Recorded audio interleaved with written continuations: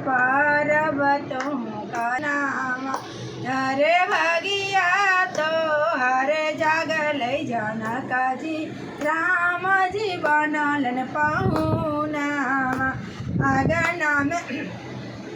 आगना में आवलन रामचर भैया। आगना में आवलन रामचर भैया बनी के रे दुलावा।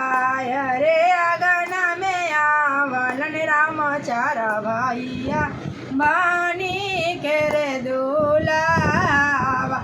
अरे सीता मैया चारो बहिनिया बनल रे दुलहिनिया। अरे सीता मैया चारो बहिनिया बनल रे दुलहिनिया। अरे धान भैले जनक के आंगनवा राम जी रखलन चरनिया। अरे धान भैले सीता के मंडपवा राम जी रखलन चरनिया।